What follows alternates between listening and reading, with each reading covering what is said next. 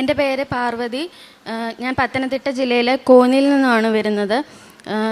ഇതെൻ്റെ അമ്മ. ഞാൻ ആദ്യമായിട്ട് ഉടമ്പടി എടുത്തത് ജനുവരി 2022 അമ്മ ജൂലൈ 2022. ഞാൻ തീർത്ഥാടന ഉടമ്പടിയാണ് എടുത്തത്. ഞാൻ ഓൺലൈൻ ഉടമ്പടി, അമ്മ തീർത്ഥാടന ഉടമ്പടിയുമാണ് എടുത്തത്. ഈ അൾത്താരയിൽ കയറി സാക്ഷ്യം പറയാൻ കഴിഞ്ഞതിൽ അമ്മ മാതാവിനോട് ഈശോയോട് ഞാൻ കോടാനുകോടി നന്ദി പറയുന്നു. ഞാൻ ഉടമ്പടി എടുത്തതിൻ്റെ കല്യാണം കഴിഞ്ഞിട്ടും 3 വർഷമായിട്ടും ഞങ്ങൾക്ക് കുഞ്ഞുങ്ങളൊന്നും ഉണ്ടാവുന്നില്ലായിരുന്നു. 3 പ്രാവശ്യം പ്രഗ്നൻ്റായി, പക്ഷേ 3 പ്രാവശ്യവും അബോർഷനായിപ്പോയി. അതിനുശേഷമാണ് അമ്മ ഉടമ്പടി എടുത്തത്. ഉടമ്പടി എടുത്ത് 2023 സെപ്റ്റംബർ മാസം ഞാൻ ഇവിടുത്തെ വണക്കമാസത്തിൽ പ്രാർത്ഥിക്കുകയും ജപമാല പ്രാർത്ഥനയിൽ ഒക്ടോബർ മാസത്തിലെ ജപമാല പ്രാർത്ഥനയിൽ പ്രാർത്ഥിക്കുകയും ചെയ്തു. അതിൻ്റെ ഫലമായി സെപ്റ്റംബർ മാസം 26 ആയപ്പോൾ എനിക്ക് പ്രഗ്നൻസി പോസിറ്റീവായി. ഞാൻ വീട്ടിൽ നിന്ന് മാത്രമേ ടെസ്റ്റ് ചെയ്തുള്ളൂ, ഹോസ്പിറ്റലിൽ പോയി ടെസ്റ്റ് ചെയ്തില്ല. അന്ന് പോസിറ്റീവായി കാണിച്ച അന്ന് തന്നെ രാത്രിയിൽ മാതാവ് എൻ്റെ സ്വപ്നത്തിൽ പ്രത്യക്ഷപ്പെടുകയും ലേബർ റൂമാണ് ഞാൻ സ്വപ്നത്തിൽ കണ്ടത്. ഡോക്ടറിന് പകരം അവിടെ മാതാവാണ് ഡോക്ടറിൻ്റെ സ്ഥാനത്തായിട്ട് നിന്ന് ഞാൻ കണ്ടത്. അതുപോലെ തന്നെ പിന്നീടുള്ള ദിവസങ്ങളിൽ അച്ഛൻ എൻ്റെ സ്വപ്നത്തിൽ പ്രത്യക്ഷപ്പെടുകയും എൻ്റെ തലയിൽ കൈവച്ച് എന്നെ അനുഗ്രഹിക്കുകയും ചെയ്തു. അതിനുശേഷമാണ് ഞാൻ ഹോസ്പിറ്റലിൽ പോയത്. ഹോസ്പിറ്റലിൽ പോയി ഡോക്ടറിനെ കണ്ട ഞാൻ എൻ്റെ അബോർഷനായ കാര്യങ്ങളെല്ലാം പറയുകയും അപ്പോൾ തന്നെ ഡോക്ടർ ആദ്യമായി എന്നോട് പറഞ്ഞത് മനുഷ്യർക്ക് അസാധ്യമായത് ദൈവത്തിന് സാധ്യമാകുമെന്നാണ്. അപ്പോൾ ഞാൻ മനസ്സിൽ വിശ്വസിച്ചു, ഈ കുഞ്ഞിനെ മാതാവ് എനിക്ക് ഉറപ്പായിട്ടും നൽകുമെന്ന്. അങ്ങനെ 5 മാസത്തിലെ സ്കാനിങ്ങിൽ ഫേവറബിൾ കണ്ടീഷൻ അല്ലെന്ന് സ്കാനിങ്ങിൽ വന്നു. പല അവയവങ്ങളും കുഞ്ഞിൻ്റെ കാണുന്നില്ല എന്ന് പറഞ്ഞു. പിന്നീട് ഒരു ദിവസം എനിക്ക് സ്കാനിങ്ങിനായിട്ട് തന്നു. അന്നേരം ഞാൻ വീട്ടിൽ വന്ന് വിഷമിച്ചില്ല, മാതാവിനോട് പ്രാർത്ഥിച്ചു, ഇവിടെ വിളിച്ച് പ്രാർത്ഥനാ സഹായം അപേക്ഷിച്ചു. അതിനുശേഷം ഞാൻ സ്കാനിങ്ങിന് പോയി. ഓരോ സ്കാനിങ്ങിൽ ഞാൻ പോകുമ്പോഴും മാതാവിൻ്റെ തൈലം വയറിൽ പുരട്ടുകയും കാശുരൂപം കയ്യിൽ മുറുകെ പിടിച്ച് പ്രാർത്ഥിക്കുകയും അതുപോലെ ഉപ്പുമായിട്ടാണ് ഓരോ സ്കാനിങ്ങിനും പോകുന്നത്. അങ്ങനെ സ്കാനിങ്ങിലെല്ലാം നോർമലായി കണ്ടു. പിന്നീട് 9 മാസവും ഞാൻ എല്ലാ ദിവസവും രാവിലെയും വൈകുന്നേരം പ്രാർത്ഥിക്കുകയും നിരന്തരമായിട്ട് അച്ഛൻ്റെ ആരാധന കൂടുകയും നേർച്ച വസ്തുക്കളെല്ലാം കൃത്യമായി ഉപയോഗിക്കുകയും ചെയ്യുമായിരുന്നു. ഈ മാതാവ് സ്വപ്നത്തിൽ പ്രത്യക്ഷപ്പെട്ടപ്പോൾ എനിക്ക് മാതാവ് ഒരു ഡേറ്റ് പറഞ്ഞു തന്നിരുന്നു, ജൂൺ 13. ആ ദിവസം തന്നെയാണ് ഡോക്ടർ എന്നോട് അഡ്മിറ്റ് ആവാൻ പറഞ്ഞത്. ജൂൺ 13 തന്നെ ഡെലിവറി ഉണ്ടാവുമെന്നും പറഞ്ഞു. ആ ഡേറ്റ് മാതാവ്, അപ്പോൾ എനിക്ക് വളരെ അത്ഭുതം തോന്നി. മാതാവായിട്ട് എനിക്ക് തന്ന കുഞ്ഞാണെന്ന് എനിക്ക് പൂർണ്ണമായിട്ട് അന്നേരം ബോധ്യപ്പെട്ടു. ജൂൺ 13 ഞാൻ അഡ്മിറ്റ് ആവാൻ പോകുന്നതിന് മുമ്പ് തന്നെ ഞാൻ എൻ്റെ കയ്യിൽ ഉണ്ടായിരുന്ന മാതാവിൻ്റെ പത്രം ഞാൻ കൊടുക്കുകയും അതുപോലെ തന്നെ ഉടമ്പടി ഉപ്പ് എൻ്റെ കൈവശം കൊണ്ടുപോവുകയും ഞാൻ ചെയ്തു. ഞാൻ കിടക്കുന്ന എൻ്റെ ബെഡിൽ തന്നെ ഞാൻ ഉടമ്പടി ഉപ്പ് ഇട്ടു പ്രാർത്ഥിച്ചു. ഞാൻ കിടക്കുന്ന തൊട്ട് സൈഡിൽ തന്നെ ഈശോയുടെ രൂപം ഉണ്ടായിരുന്നു. ഞാൻ ആ ഉപ്പ് കൈ മുറുകെ പിടിച്ച് പ്രത്യക്ഷീകരണ പ്രാർത്ഥനയും ഉടമ്പടി പ്രാർത്ഥനയും വിശ്വാസ പ്രമാണവും ചൊല്ലിക്കൊണ്ടേയിരുന്നു. ഞാൻ ഒരു വേദന പോലും അറിഞ്ഞില്ല. ഡോക്ടർമാർ വരെ അത്ഭുതപ്പെട്ടു, ഈ കുട്ടിക്ക് എന്താണ് ഒരു വേദന പോലും എടുക്കാത്തതെന്ന്. ഞാൻ മുഴുവൻ സമയം മാതാവിനെ വിളിച്ച് പ്രാർത്ഥിച്ചുകൊണ്ടിരിക്കുകയായിരുന്നു. അതിനുശേഷം നോർമൽ ഡെലിവറിയിലൂടെ പൂർണ്ണ ആരോഗ്യത്തോടെ എൻ്റെ കുഞ്ഞിനെ എനിക്ക് ലഭിച്ചു. ഇത്രയും വലിയ അനുഗ്രഹം എനിക്ക് തന്ന പരിശുദ്ധ അമ്മയോടും ഈശോയോടും കോടാനുകോടി നന്ദി ഞാൻ പറയുന്നു. എൻ്റെ കുഞ്ഞിൻ്റെ പേര് ദേവിക് എന്നാണ്. ദേവിക് എന്ന വാക്കിൻ്റെ അർത്ഥം ബൈ ഗോഡ്സ് ഗ്രേസ്, ദൈവത്തിൻ്റെ കൃപയാൽ എന്നാണ്. എൻ്റെ കുഞ്ഞിന് ജൂൺ 13 1 വയസ്സ് തികഞ്ഞു.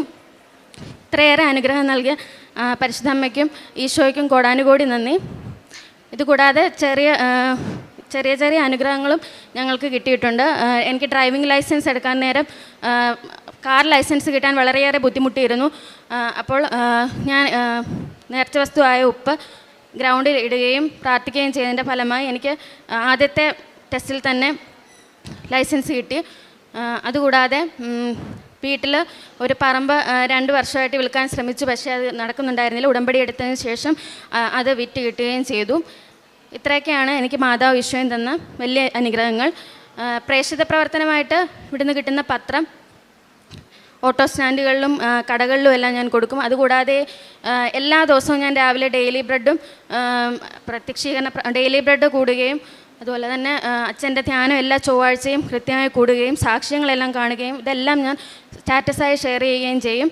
അതുപോലെ തന്നെ കാരുണ്യ പ്രവർത്തികൾ. ഞാൻ കാരുണ്യ പ്രവർത്തികൾ കൃത്യമായി ചെയ്യാൻ തുടങ്ങിയപ്പോഴാണ് എനിക്ക് മാതാവ് ഒരു കുഞ്ഞിനെ നൽകിയത്. ഞങ്ങളുടെ അടുത്തുള്ള കുട്ടികളുടെ ബാലികാ സദനത്തിൽ ഞാൻ പറ്റുമ്പോഴെല്ലാം ആഹാരം കൊടുക്കുകയും വൃദ്ധസദനത്തിൽ ആഹാരം നൽകുകയും ഹോസ്പിറ്റലിൽ പോയി പത്രം കൊടുക്കുകയും അവിടെ ആഹാരം നൽകുകയും ചെയ്യുമായിരുന്നു. ബൈബിൾ കൃത്യമായി അരമണിക്കൂർ അതിൽ കൂടുതലും ഞാൻ വായിക്കും. ഇത്രയൊക്കെയാണ് പ്രേക്ഷിത പ്രവർത്തനങ്ങളും കാരുണ്യ പ്രവർത്തനങ്ങളും ചെയ്യുന്നത്. ഇത്രയേറെ അനുഗ്രഹങ്ങൾ തന്ന പരിശുദ്ധ അമ്മയ്ക്കും ഈശോയ്ക്കും കോടാനുകോടി നന്ദി. സങ്കീർത്തനങ്ങൾ 139:15 തിരുവചനം പറയുന്നു, അവിടുന്നാണ് എൻ്റെ അന്തരംഗത്തിന് രൂപം നൽകിയത്. എൻ്റെ അമ്മയുടെ ഉദരത്തിൽ അവിടുന്ന് എന്നെ മെനഞ്ഞു. ഞാൻ അങ്ങയെ സ്തുതിക്കുന്നു, എന്തെന്നാൽ അങ്ങ് എന്നെ വിസ്മയനീയമായി സൃഷ്ടിച്ചു. അവിടുത്തെ സൃഷ്ടികൾ അത്ഭുതകരമാണ്, എനിക്കത് നന്നായി അറിയാം. ഞാൻ നിഗൂഢതയിൽ ഉരുവാക്കപ്പെടുകയും ഭൂമിയുടെ അധോഭാഗങ്ങളിൽ വെച്ച് സൂക്ഷ്മതയോടെ സൃഷ്ടിക്കപ്പെടുകയും ചെയ്തപ്പോൾ എൻ്റെ രൂപം അങ്ങേക്ക് അജ്ഞാതമായിരുന്നില്ല. നമുക്ക് ദൈവനാമത്തെ മഹത്വപ്പെടുത്താം. ഓരോ അത്ഭുതങ്ങളും നമ്മുടെ ഈ പരിശുദ്ധമായ അൾത്താരയിൽ സംഭവിക്കുന്നത്, ഏറ്റുപറയുന്നത് ദൈവനാമത്തെ മഹത്വപ്പെടുത്താൻ വേണ്ടിയാണെന്ന് നമുക്കറിയാം. നാം വിശുദ്ധ ഗ്രന്ഥത്തിൽ വായിക്കുന്നുണ്ട്, അത്ഭുതങ്ങൾ ചെയ്തതിനു ശേഷം ശിഷ്യന്മാർ രഹസ്യത്തിൽ ഈശോയോട് ചോദിക്കും, ഇതെന്തുകൊണ്ടാണ് ഈ മനുഷ്യൻ അന്ധനായി ജനിച്ചത്? ഇവൻ്റെ പാപങ്ങൾ മൂലമാണോ, ഇവൻ്റെ മാതാപിതാക്കളുടെ പാപങ്ങൾ മൂലമാണോ എന്ന് ശിഷ്യന്മാർ ചോദിക്കുന്നുണ്ട്.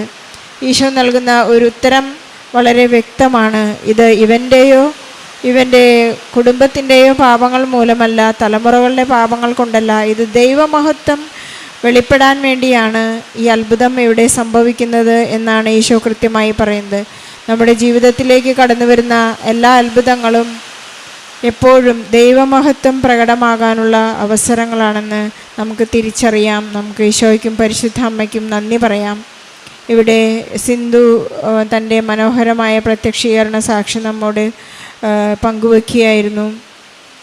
തനിക്ക് 3 പ്രാവശ്യം അബോർഷൻ ഉണ്ടായതിനു ശേഷമാണ് പരിശുദ്ധ അമ്മയുടെ തിരുനടയിൽ വന്ന് അവർ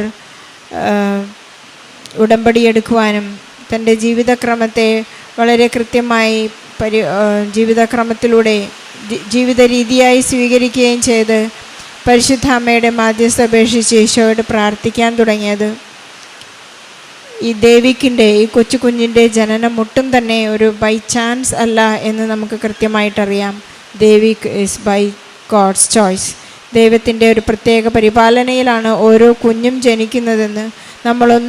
നമ്മളാരും തന്നെ ബൈ ചാൻസ് ജനിച്ചവരല്ല. നമ്മളെല്ലാം by grace and by choice, ദൈവത്തിൻ്റെ പ്രത്യേക തിരഞ്ഞെടുപ്പിലൂടെയാണ് നാം ഓരോരുത്തരും ഭൂമിയിലേക്ക് വന്നിട്ടുള്ളത്. നമുക്ക് ചെയ്തു തീർക്കാനുള്ളൊരു വലിയ കടമ ദൈവമഹത്വം പ്രകീർത്തിക്കപ്പെടുത്തുക എന്നുള്ളത് മാത്രമാണ്. നമുക്ക് ഈശോയോടും പരിശുദ്ധ അമ്മയോടും നന്ദി പറയാം.